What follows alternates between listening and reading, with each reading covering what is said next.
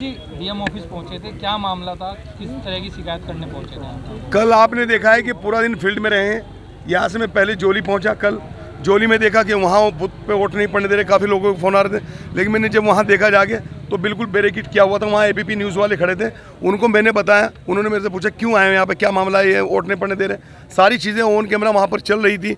उसके बाद में किसी भी तरह की वोटरों के ऊपर ऐसा जुल्म था, ऐसी ज़्यादती थी कि जैसे कि यहाँ पर लोकतंत्र बिल्कुल ख़त्म होता दिख रहा हो, इस तरह के हालात पैदा हुए।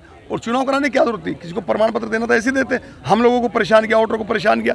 फिर वहाँ के बाद में ककरौली पहुँचता हूँ, रुड़गली पहुँचता हूँ।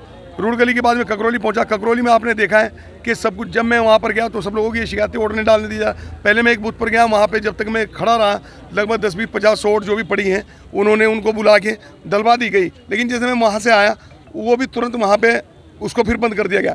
उसके बाद में लोगों ने कहा भाई आखिर हमें वोट डालने की आज़ादी क्यों नहीं। जो प्रशासन कल तक वोटरों के लिए इतना काम करता था कि प्रशासन वोटरों का स्वागत करता था, प्रशासन वोटरों के लिए स्कूलों को सजाता था, प्रशासन गुब्बारे लगवाता था, उन्हीं वोटरों पर आखिर पुलिस पिस्टल तानने पर क्यों मजबूर हो गई।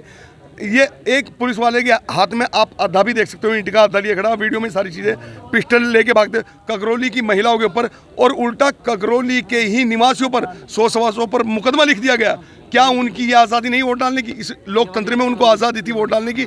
इसीलिए हम इस चुनाव का बहिष्कार करते हैं और हम चुनाव की दोबारा से चुनाव आयोग से मांग करते हैं कि मीरापुर सीट पर दोबारा से चुनाव कराया जाए। और सर जी हंगामा भी हुआ, ककरौली समेत कई बूथों पर हंगामा हुआ, क्या लगता उसके है? बाद में मैं दूसरे बूथ पर गया जो वहाँ पर कॉलेज का बूथ था। आपने देखा है लगभग, मैं कहूँगा कि उसको न पाया जाए, लगभग समथिंग 500 मीटर के आसपास बैरिकेडिंग मेन रोड पे की हुई थी।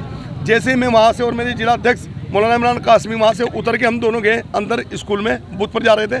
आधे भी मैं नहीं जा पाया था, 250-300 मीटर भी नहीं जा पाया था कि तभी बाहर से ड्राइवर का फ़ोन आया कि आपके बेटे को थप्पड़ मारे और लट मारा है। मैंने कहा कि मैंने आगे बाहर पूछा, मगर इंस्पेक्टर साहब HSO सिविल लाइन जो है आशुतोष, उन्होंने लट मारा। और जो सिपाही खड़ा था वहाँ पे जिसकी नेम प्लेट नहीं लगी थी उसने 3-4 थप्पड़ मारे बेटे को।